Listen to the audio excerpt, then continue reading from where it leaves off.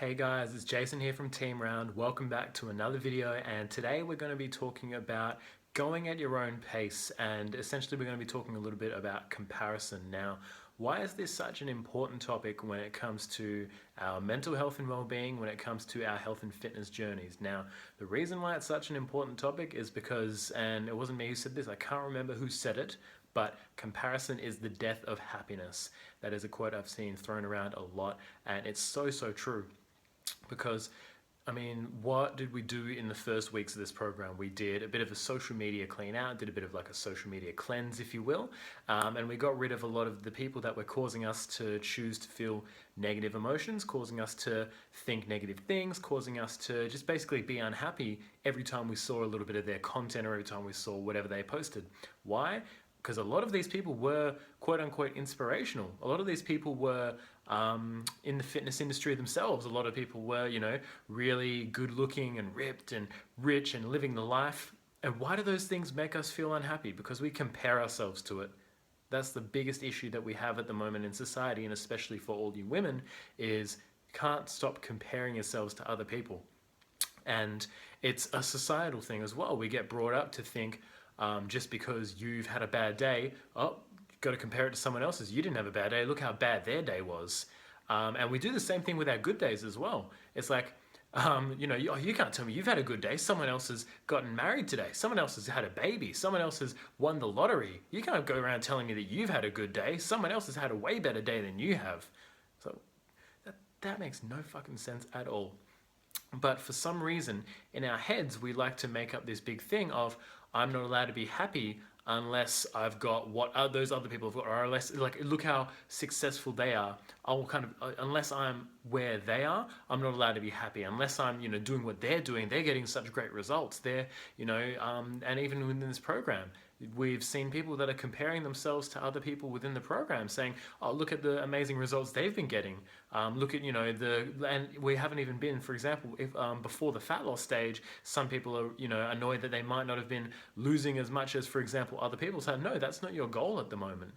Our goal for you is slightly different. So at the end of the day, you've got to have a look at what your results are in terms of who you were yesterday and where you're looking to go in the future. That's the only two metrics that we want you to measure by when it comes to your success, when it comes to who you compare yourself to. It's got to be just that person yesterday. That is the only person that is worth comparing to. That is the only person that actually serves you in any way to compare yourself to, because you can learn from what you've done yesterday. You can learn from who you were yesterday and the day before and the day before, and you can say, hey, I improved a little bit from what I was yesterday. Awesome, go me. Some battles are won by miles, some battles are won by inches. And this is one of those battles where every single day, just a little bit by a little bit by a little bit, that's what's the most important, is the fact that you only compare to yourself. And you're not too hard on yourself for that as well. The problem that we have at the moment is we overly compare to every single person around us. We compare our entire lives, because here's the thing, they don't live our entire lives. They don't put their entire lives on social media. They don't put their entire lives in the program. No one does.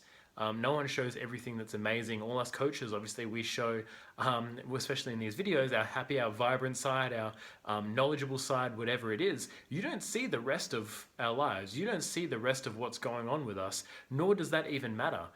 Because 100% these short snippets of someone's life are not their entire life, but you're comparing your entire life, your entire experience, everything that you do, the ups, the downs, the good and the bad, to just a short snippet of what you're seeing in someone else. Does that make any sense at all? No, not really. It's like sampling an entire menu at one restaurant and then going to another restaurant saying, well, their garlic bread's better, so we better go to that restaurant. Everything must be better if their garlic bread's better. Fuck. They must have everything must be better. We just might as well start going there. It's like, well, no, you have no idea what the rest of the menu even is at that restaurant. And yet you're still making these judgment calls of such a small part. It's like just judging a restaurant based on its garlic bread alone. And I know I'm taking this analogy a little deep, but I feel like it's working. It's like, if you're just going to judge a restaurant based on one sort of dish, even though they've got an entire array of different dishes, and you might be judging a seafood place and a steakhouse. They're like two completely different restaurants. One might be a McDonald's, one might be coup d'etat.